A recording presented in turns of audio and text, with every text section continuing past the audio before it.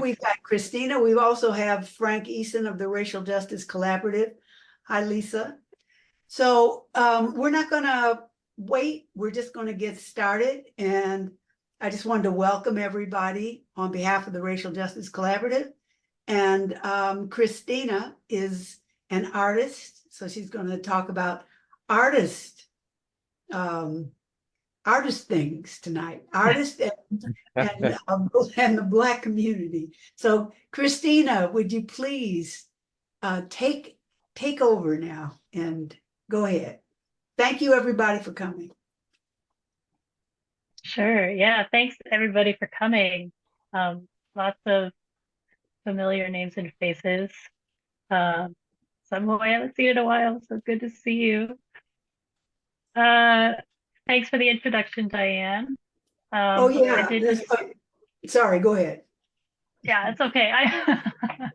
I'll just mention that I'm an artist. I'm also a producer and a technologist and a mother, and all of those things have been important to my life, but also to my work with the Racial Justice Collaborative, which has been very eye-opening and life-changing for me. So I'm happy to finally do a small talk about something that is important to me and to have a discussion about it.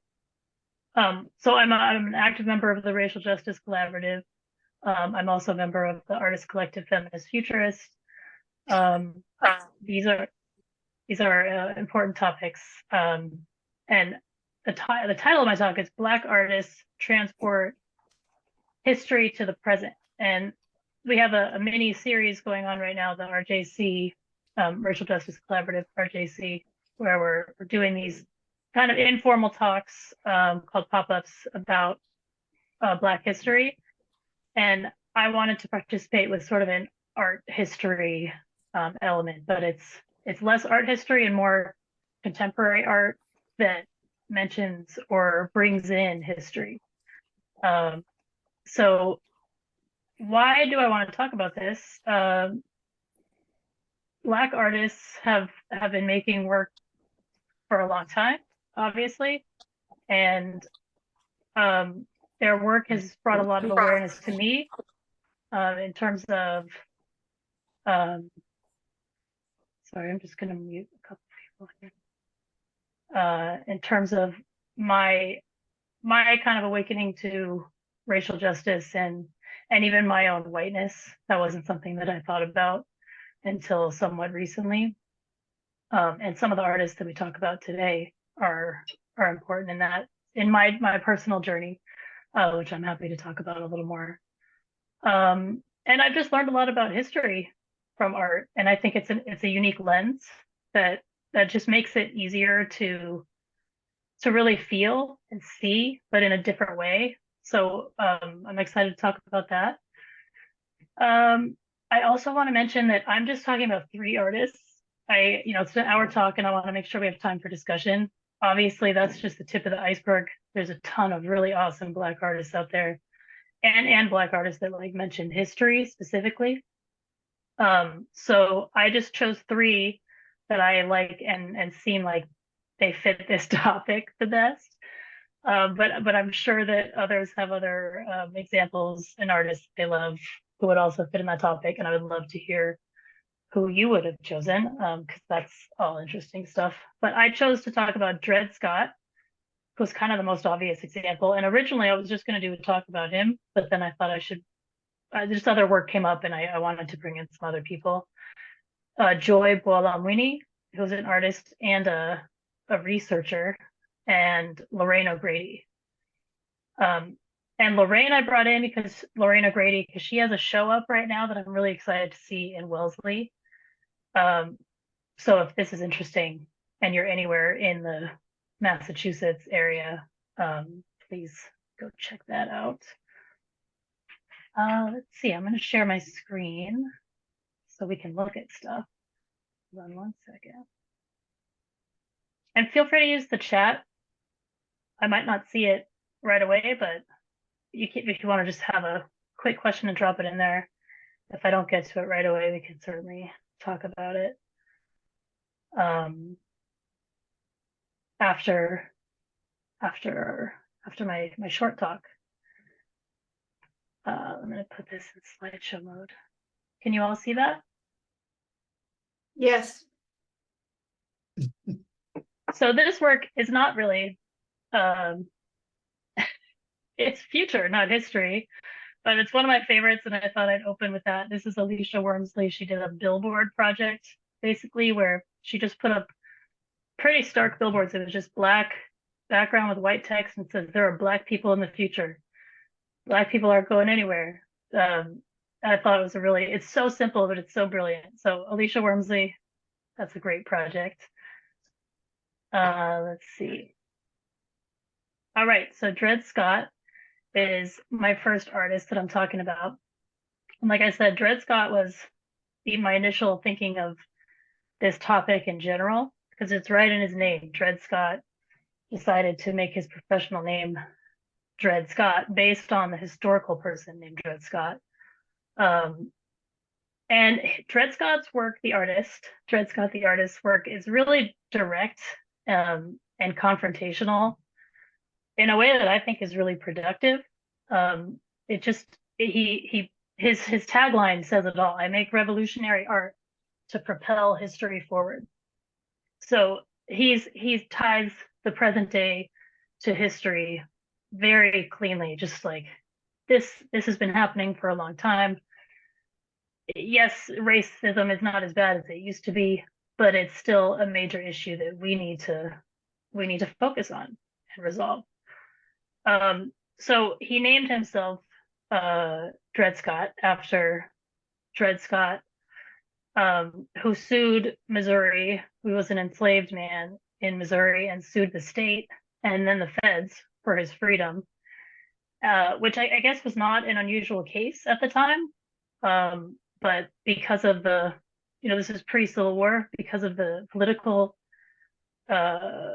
environment at the time, it got a lot of attention and, just kind of blew up. And eventually the Dred Scott decision was made, which I just want to read it so that I say it right.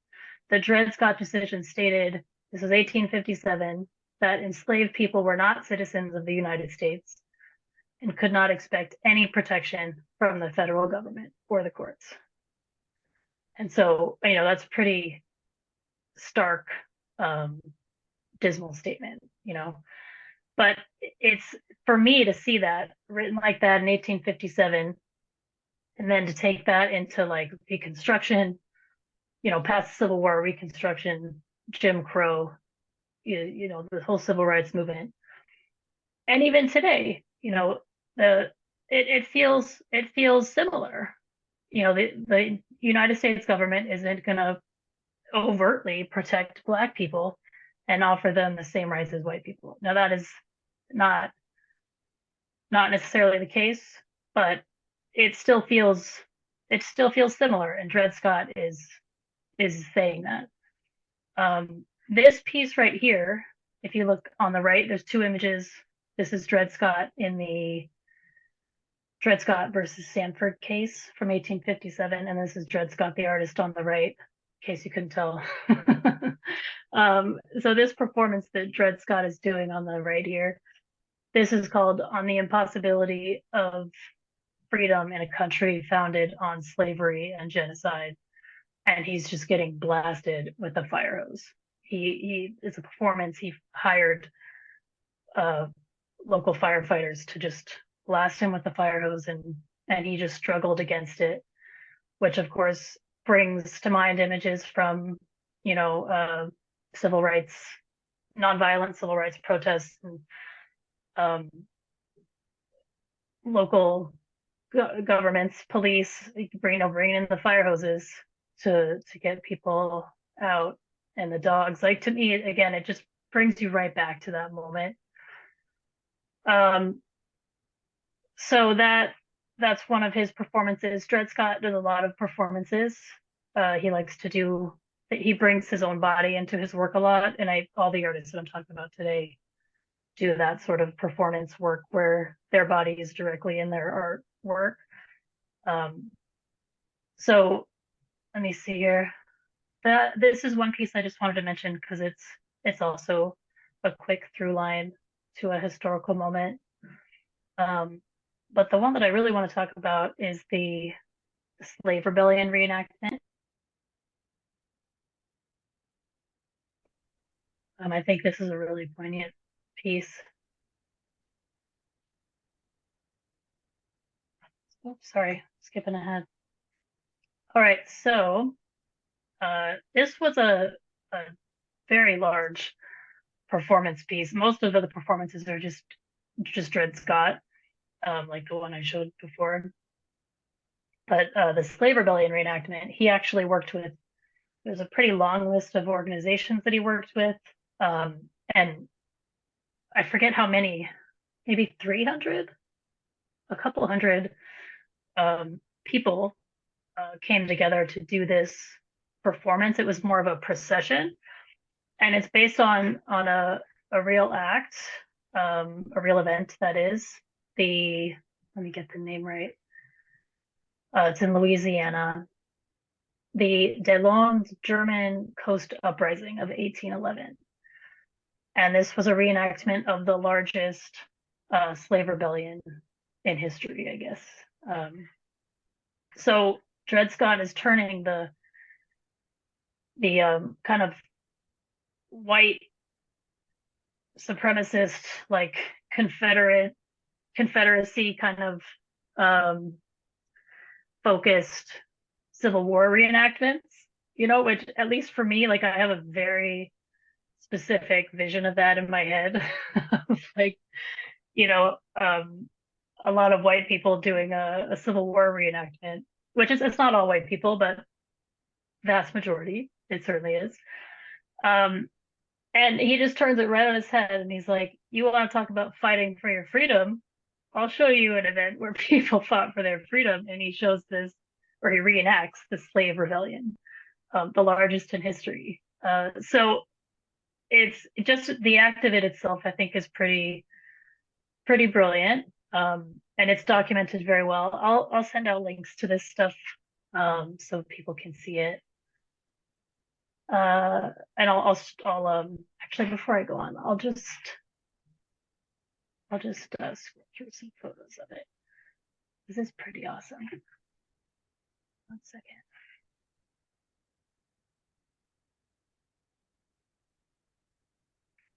second. Oh, you're seeing my whole screen, huh? Hold on a second.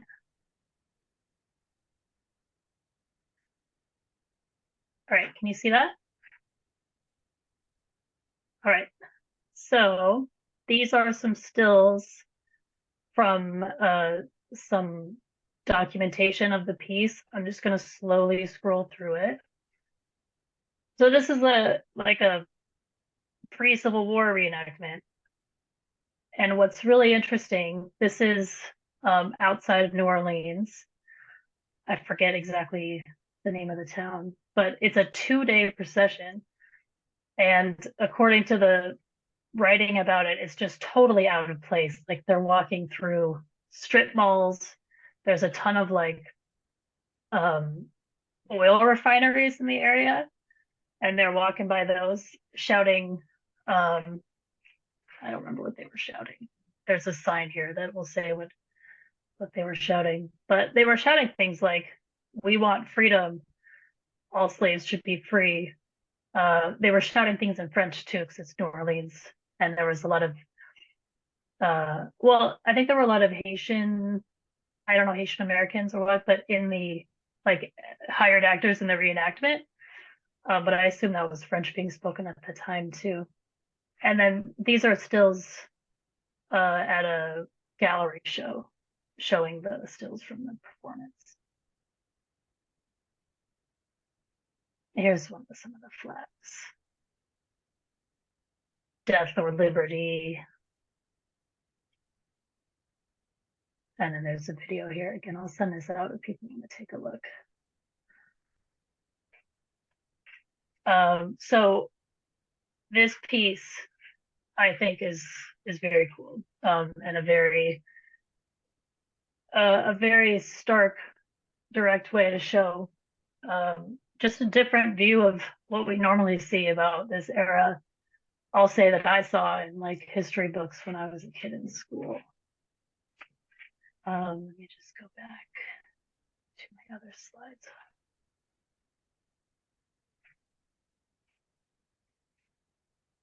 Oh, I think I closed out of those. Hold on, let me get it back.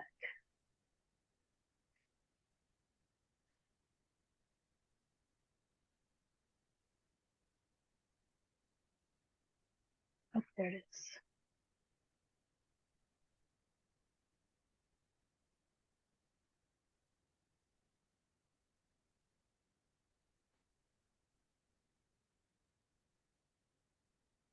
Sorry, technical issues.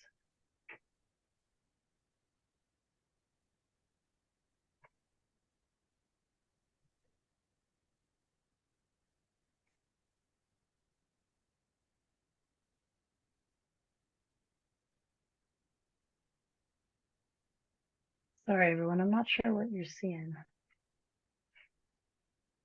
Did you just see my slideshow again? It looked like the same slide. It's the same reenactment.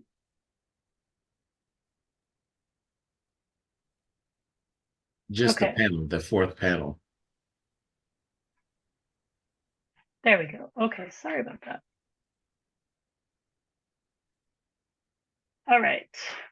So let me see, what else did I want to say about this?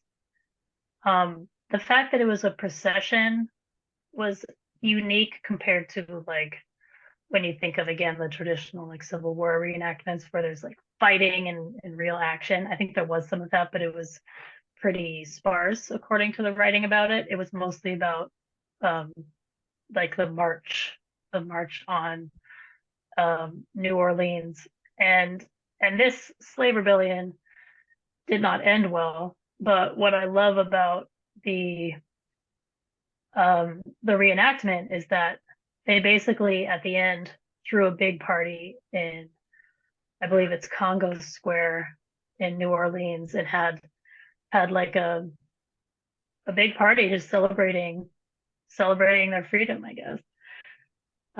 So again, just sort of taking some liberties on that. But I love this piece.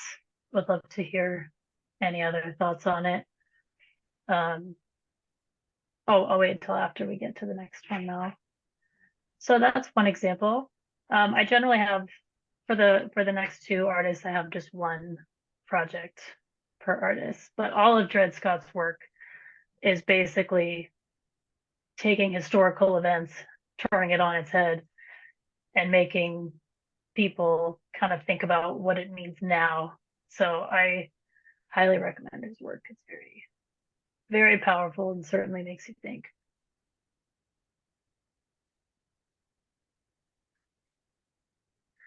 So, are you still seeing my screen? You see Joy with the Williams sisters? Okay. So Joy Buolamwini is she's an artist.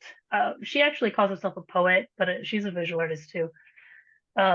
She's an artist and a scientist and a researcher. She founded the Algorithmic Justice League, which is looking at racial justice in facial recognition software and other artificial intelligence algorithmic technologies. And so she does this very important research, but she also is an artist, and so she makes artwork about it too, artwork and poems. So I'm going to play this. Um, I'm going to stop sharing and share it again. Give me 1 second, because it's just a few minutes, and it's a very powerful piece. So let's take a look at that.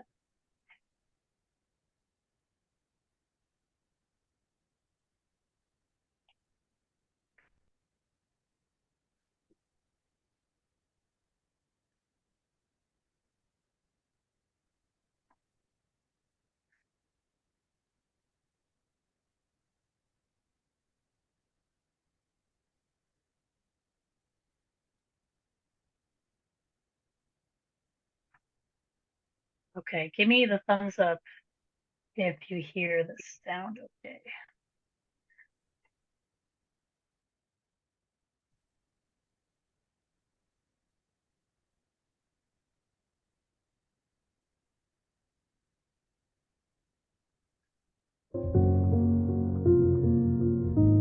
Thank you.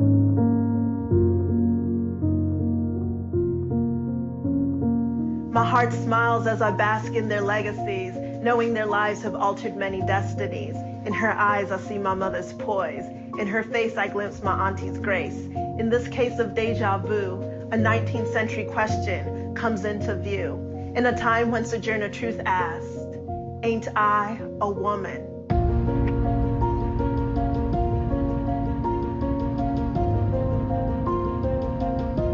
Today we pose this question to new powers, making bets on artificial intelligence, hope towers. The Amazonians peek through windows blocking deep blues as faces increment scars. Old burns, new urns, collecting data chronicling our past, often forgetting to deal with gender, race, and class. Again I ask, ain't I a woman? Face by face the answers seem uncertain. Young and old, proud icons are dismissed. Can machines ever see my queens as I view them? Can machines ever see our grandmothers as we knew them? Ida B. Wells, data science pioneer, hanging facts, stacking stats on the lynching of humanity, teaching truths hidden in data, each entry and omission, a person worthy of respect. Shirley Chisholm, unbought and unbossed, the first Black Congresswoman, but not the first to be misunderstood by machines well-versed in data-driven mistakes. Michelle Obama, unabashed and unafraid to wear her crown of history, yet her crown seems a mystery to systems unsure of her hair. A wig, a bouffant, a toupee, maybe not. Are there no words for our braids and our locks? Does relaxed hair and sunny skin make Oprah the first lady? Even for her face well known, some algorithms fault her, echoing sentiments that strong women are men. We laugh, celebrating the successes of our sisters with serena smiles. No label is worthy of our beauty.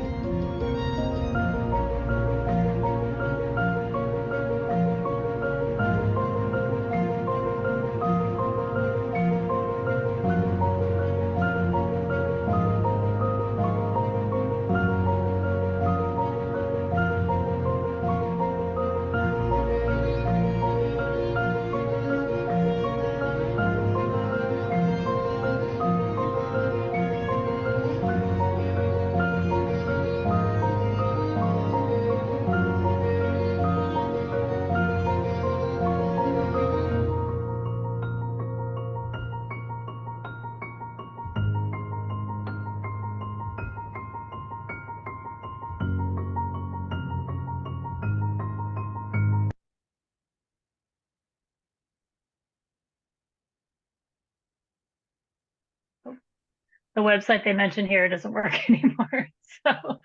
So if you do want to see more of Joy Buolamwini, go to poetofcode.com.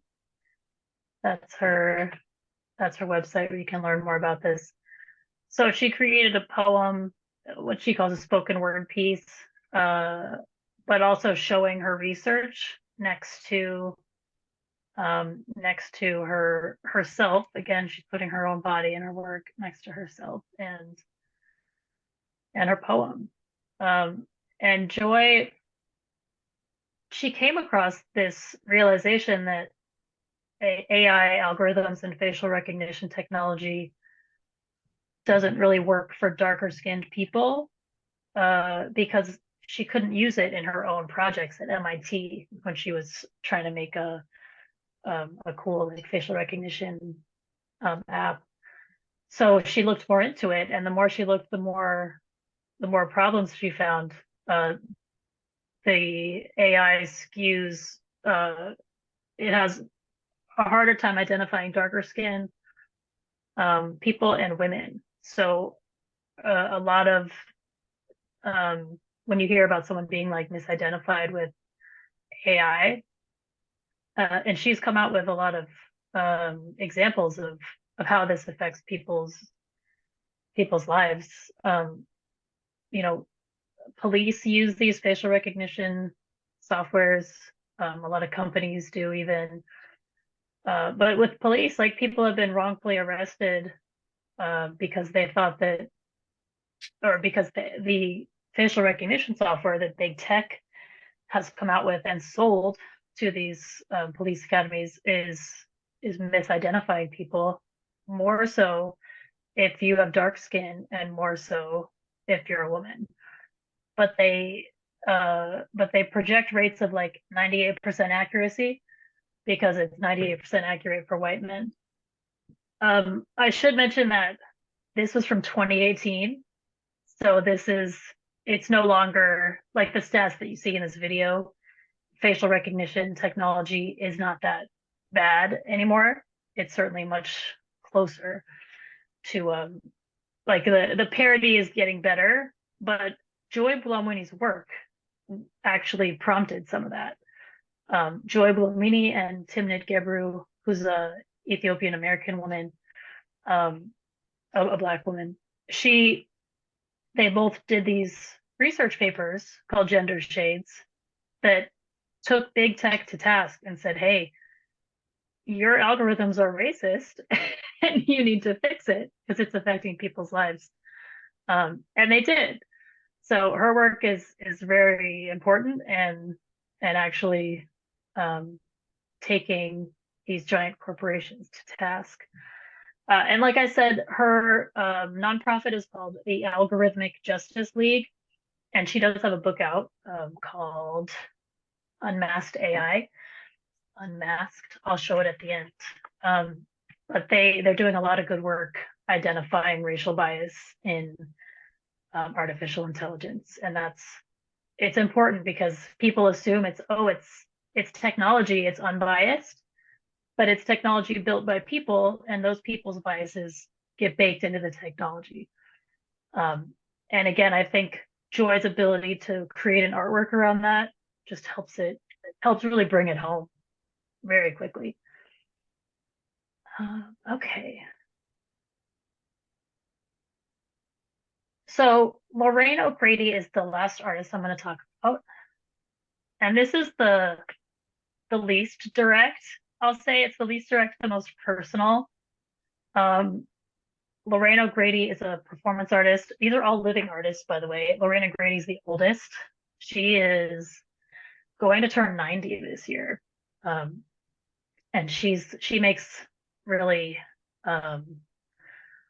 also direct, but direct is not the right word. She makes confrontational work because it's performance work, I guess, but her work is a little bit harder to define, at least for me personally.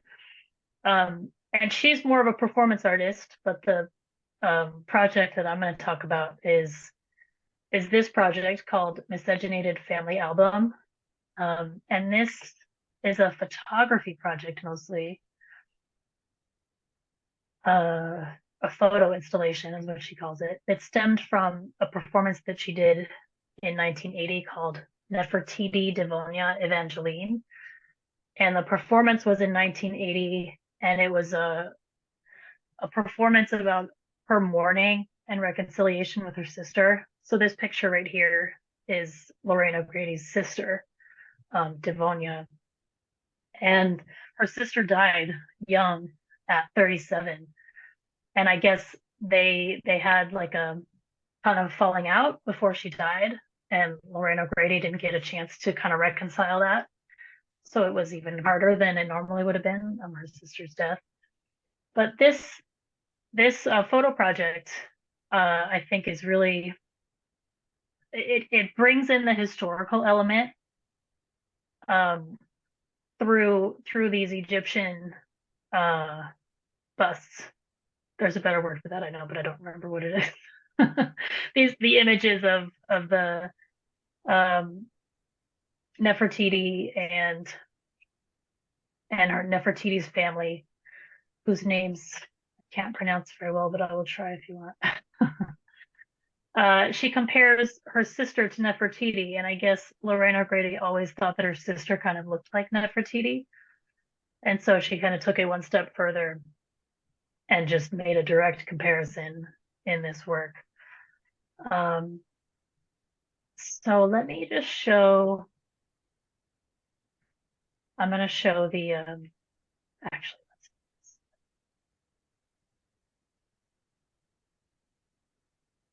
I'm going to show the images so that you can just see some of them. And it's a story. So Lorraine O'Grady likes this work to be shown all together. Of course, museums don't always do that. So a lot of times there'll be just one or two pieces, but ideally they're shown all together because it tells a bit of a story. And you'll see the first title is Sibling Rivalry. Israel person. It was denied. And then I'll take you through this, but then the last one I think is interesting is called Hero Worship. And those are two pictures of Lorraine O'Grady with her sister. They were like 10 years apart. So I'm just going to scroll through these. Obviously, she's making very direct comparisons to Nefertiti and her sister, and then her sister's daughters and Nefertiti's daughters. And then even herself, Lorraine, and Nefertiti's sister. And these I think are a little more interesting. She compares Nefertiti as a priestess to Devonia as like a bride, or ceremonial, an important part of a ceremony. And then this one is one of my favorites, the Mother's Kiss. It's I've never even seen this, an image of Nefertiti and her daughter, and then an image of Lorraine O'Grady's sister kissing her daughter. And again, just some like family images here. And so when Lorraine O'Grady talks about this work, again, it's not as direct as the other projects that I just mentioned. But she talks about hybridity and, this idea of two things at once. She talks about the diaspora, the African diaspora and hybridity. She talks about origin and destination. She mentioned this is from reading that I did on it. There's a lot of reading on it, but it's all very different. So again, there's a lot of interpretations that come out of this work, and I'd be curious to hear others' takes on it. But she says a simplistic merging with the host or captor always beckons, and that was how she described hybridity in the African diaspora, this being two things at once. And the similarities between the two women she thought were very striking, the two women being Nefertiti and Lorraine O'Grady's sister, Devonia. But she couldn't reconcile the fact that Nefertiti was a queen and Devonia's past included slavery. And she also mentioned when she was in grade school, Lorraine O'Grady was always interested in this Egyptian narrative and Nefertiti's narrative specifically. But she didn't necessarily think of Egypt as part of Africa because her teachers told her that it was the Middle East, it wasn't Africa. And I think that's really interesting. She's kind of taking back ownership of her African heritage, saying, I connect with this and my family does, even if not directly. Like, I don't know what Lorraine O'Grady's actual ethnic heritage is in terms of which part of Africa. And I never saw anything written about that, so I'm not sure if that's known. But she draws a clear line to it, saying, I feel a connection with it, and I want to illustrate that in this project. The thing that is less clear to me, and I'm curious to talk about this if anyone has any thoughts on it, is the title of it. So it's called miscegenated family album. And I had to look that up, to be honest. I didn't know what it meant, but it's basically mixing of races. So it's usually mentioned, like miscegenation is usually mentioned when you think about laws during Jim Crow where, Black and white people weren't allowed to marry or like have sexual relations, that sort of thing. And so that, I don't know, I tried to think about that before this talk and what maybe that means. And there's a lot of ways you can go with it. But to me, I guess it's just like the Lorraine O'Grady's experience as being part of the Black diaspora in America and like assimilating into white America. And maybe this is sort of going back to her Egyptian roots, but she's constantly, again, the hybridity, she's constantly in both worlds. I don't know if that's true or not. Again, that's just sort of my what I was thinking about with it. But I would love to hear anybody else's thoughts on it. Let me see here.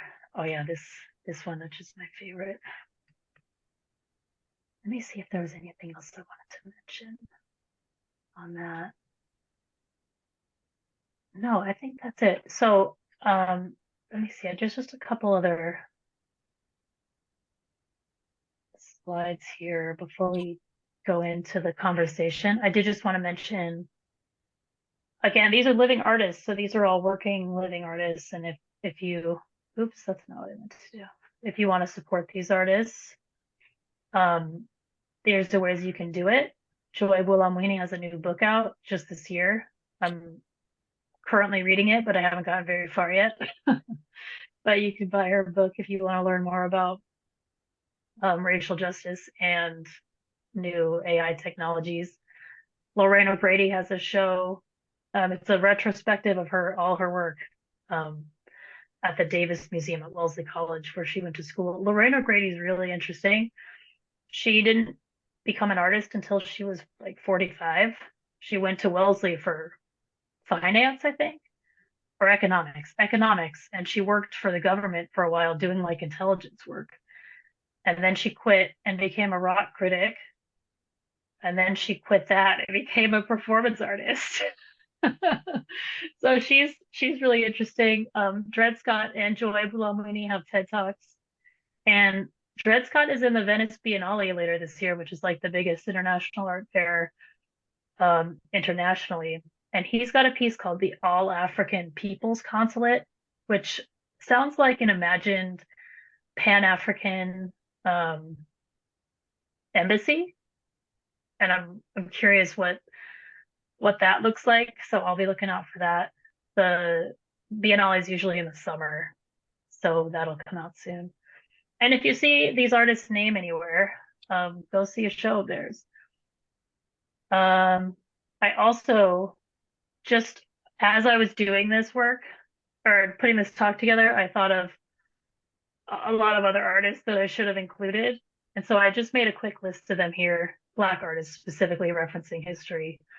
So these are artists that I really enjoy and like. There's some, very well-known artists in this list, some less known. I kind of put some Boston area artists in there for anybody in the Massachusetts, Boston area. Steve Locke is not in Boston, but he's kind of a Boston name. So he's in there too. And I'm going to stop there and open it up to questions. Or questions or just discussion. This is a talk and discussion. We really like to make sure we have interactive conversation at the Racial Justice Collaborative. So if anybody has anything that they want to ask or talk about, now is a good time.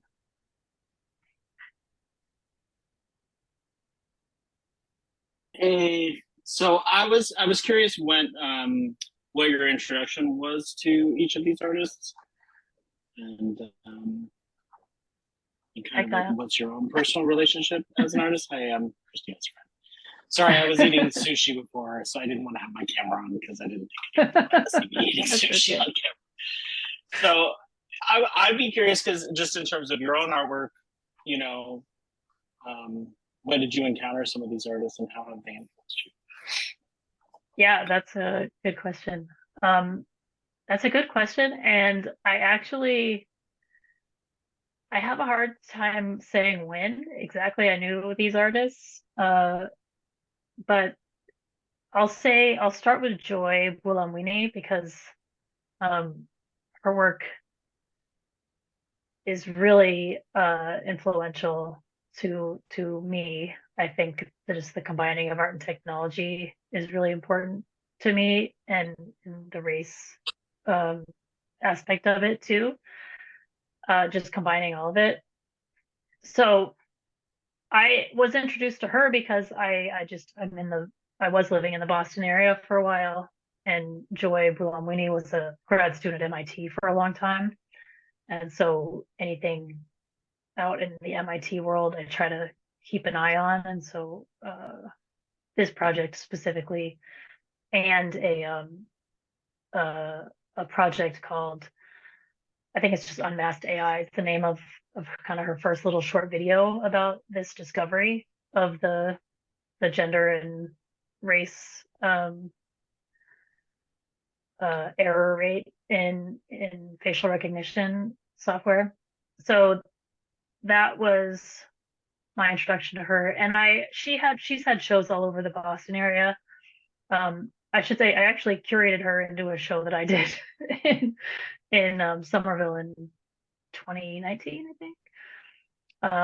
But she's been in much bigger venues than what I did. She showed at Harvard recently too, in a show that Dell Hamilton curated, who was a local Black performance artist in the Boston area.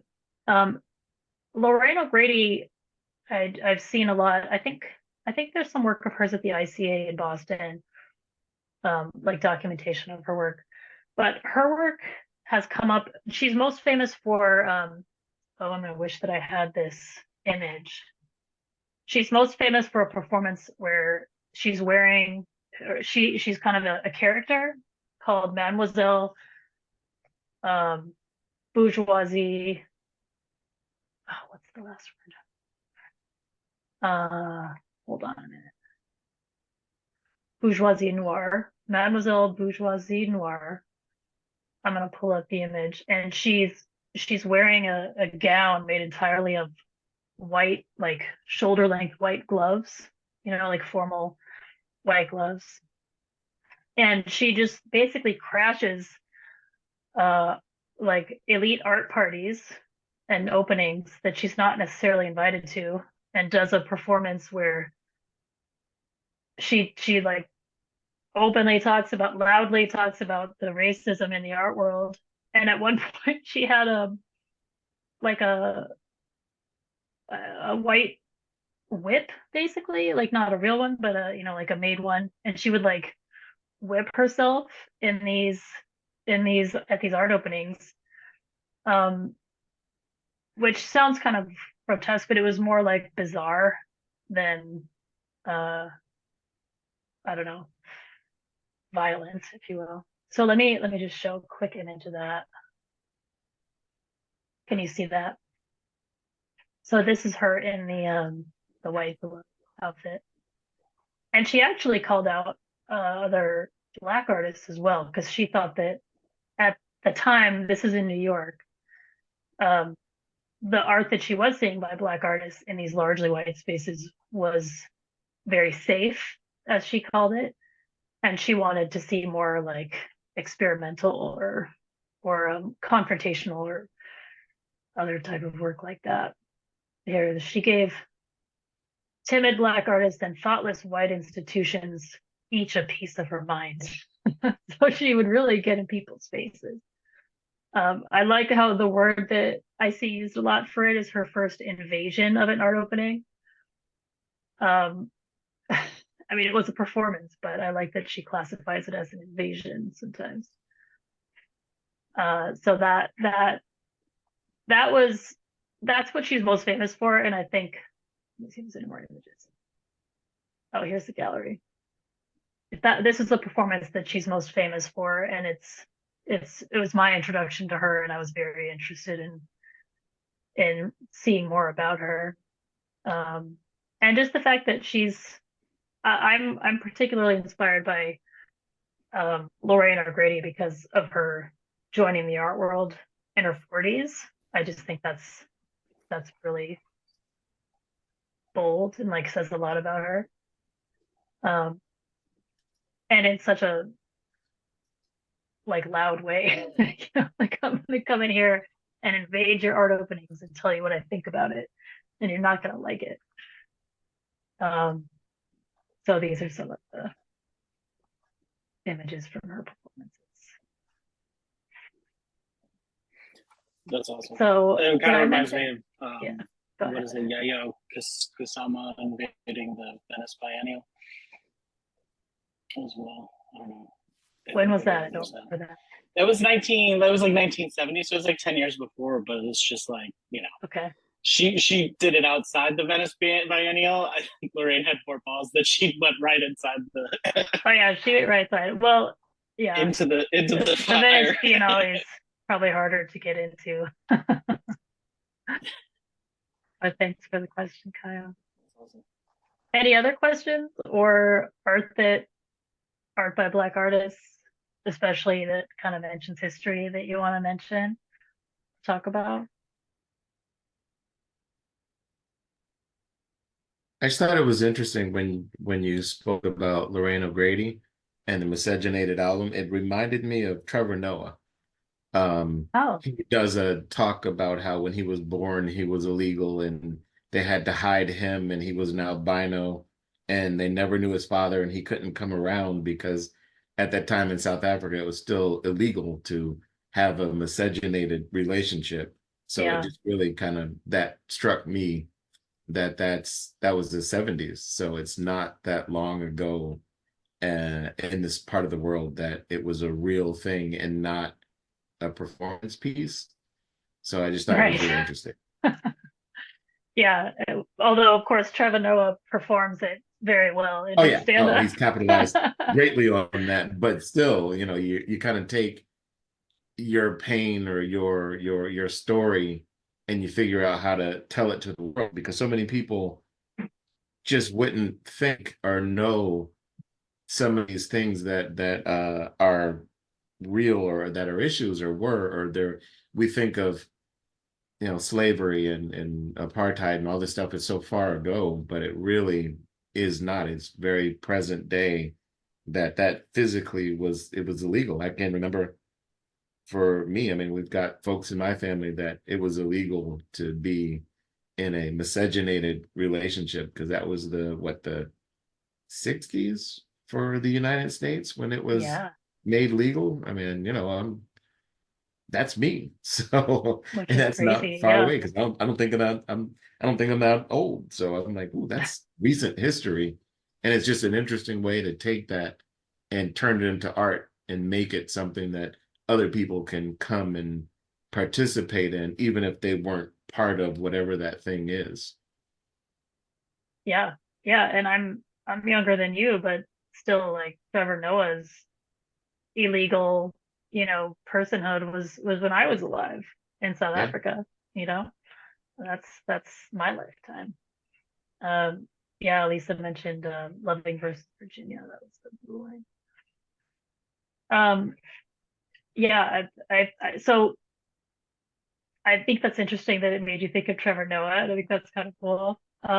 But I will say, because I was curious, I was like, was Lorraine O'Grady's parents mixed race? Were they different races? And they were Jamaican. They might have been. I don't know exactly, but because I didn't see it called out specifically, but I don't think they were mixed race. I think they were both black, although I'm not sure. I would need to do some more research to find that out. But if they're not, and she still called it Miscegenated Family Album, I was curious. Again, I don't know the answers, but I was just curious about that title.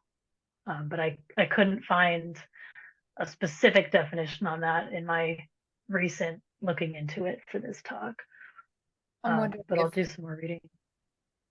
I'm wondering if it might be just the horrible assumption that many enslaved African American folks assume that they have white ancestors through rape, and that that is a difficult aspect of identity to absorb.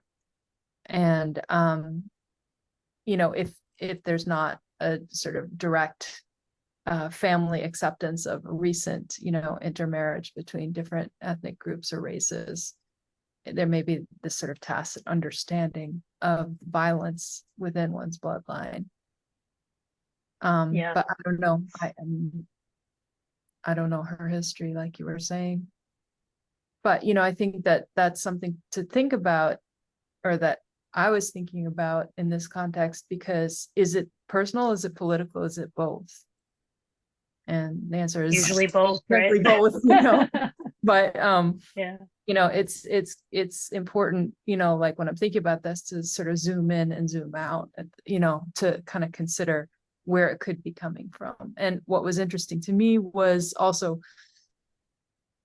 the identification with Egypt, you know, Egyptians and ancient Egypt. royalty, African African royalty. Yeah.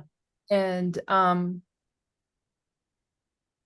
just this, the way that Egypt has been so preserved by, you know, I mean, there's such a difference between modern Egypt, which most people don't even think about when they think about ancient Egypt.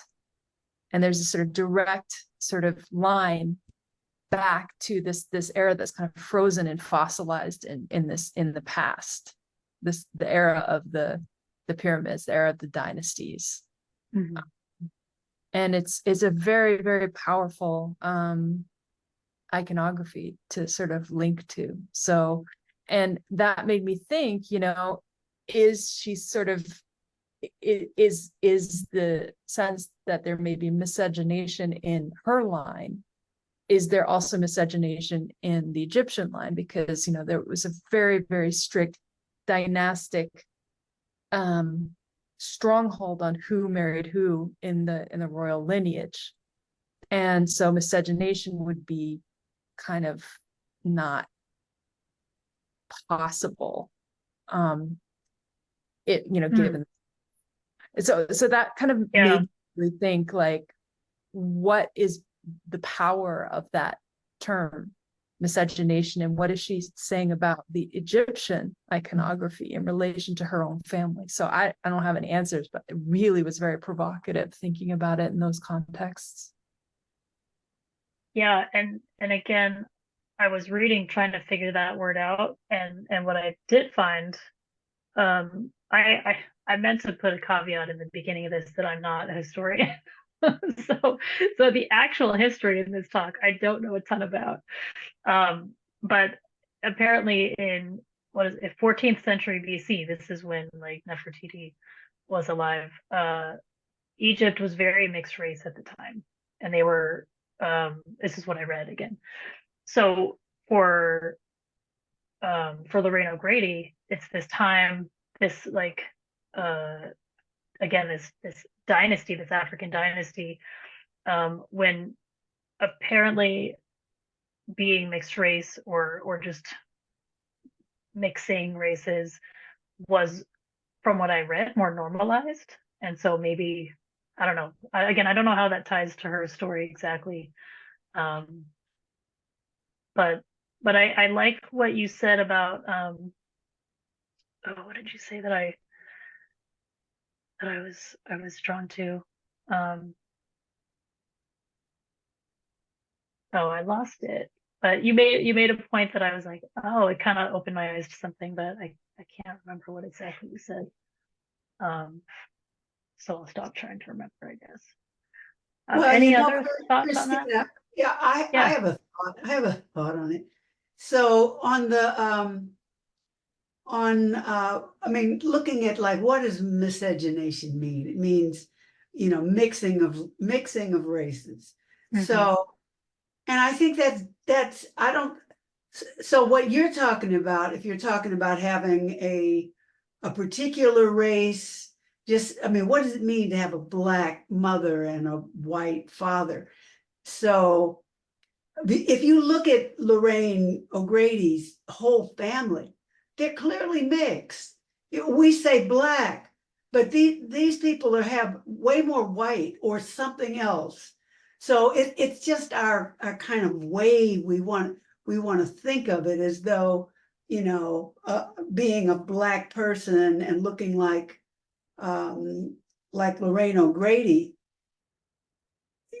that we can't understand what she means by miscegenation, if she means that.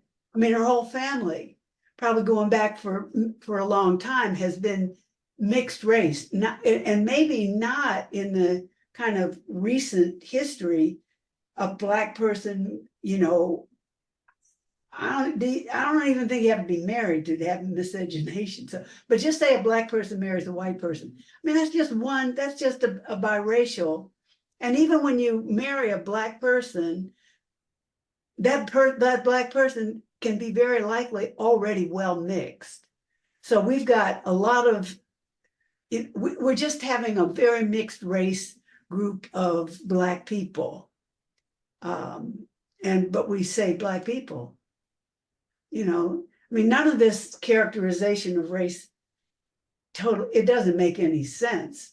It's just the way that we organize things in a white supremacist society, culture. Yeah. Yeah. Thanks for that take on it, Diane. I think that does help me understand it better too. It's a lot of black people. It's all miscegenation. Right. So Christine, I have a helpful. question for you. Sure. So when I was watching this, and I've known you were going to do this topic for a while, and I first heard that you were going to do Dred Scott. And so now I saw what you did with Dred Scott, and I kind of remember the historical Dred Scott. And the biggest thing that I remember from him, not only were black people not going to be, according to that particular Supreme Court justice at that time, not, couldn't be a citizen of the United States. But when I think of Dred Scott, I think of the words that say that a black man has no rights that a white man need respect. So to me, that encapsulates the whole essence of the Dred Scott decision. So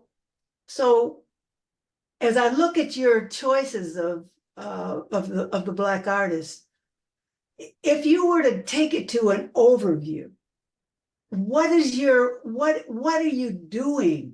I mean, what is the purpose? What is your feeling that you're expressing by looking at these particular black, or any black artists, and then these particular black artists?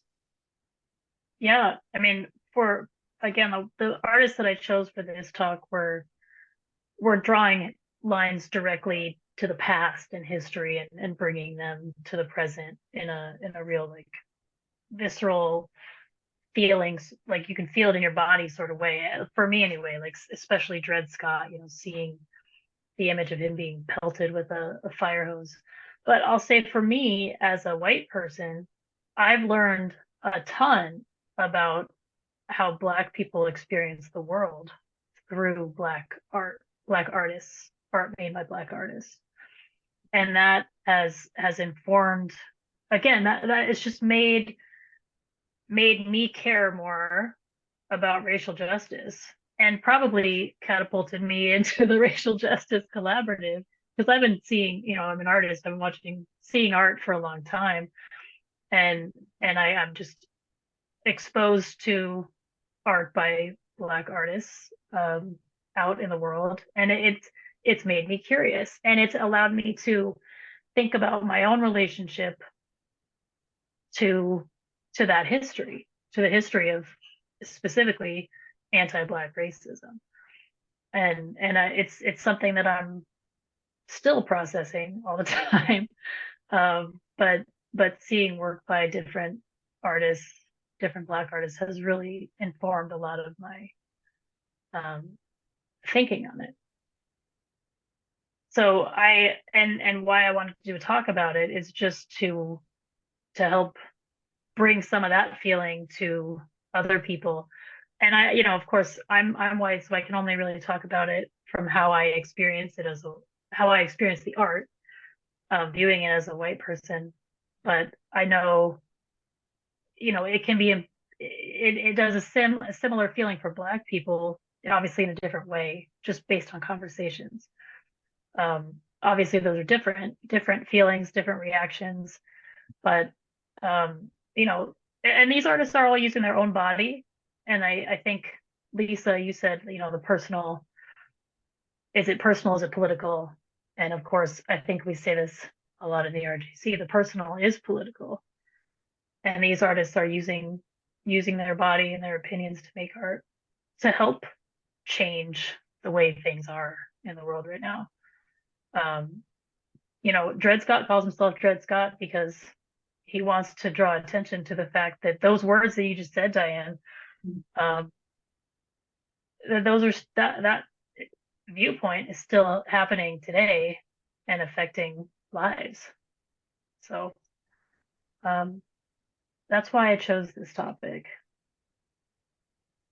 I hope it was. So thank you. And also, what I hear in your saying, and why this talk is important, because there's a lot of art in the world. There are a lot of artists in the world, and you, as a white woman, you wouldn't necessarily notice or frame a reason or an interest in looking at different Black artists, and then, as you're saying it, to see how they are attaching what they're doing to history, to bring forward a history without, through their art and through the use of their body. So to me, the fact that you notice that's one of the big things that I would suggest is important, that you noticed it, and you noticed it strongly enough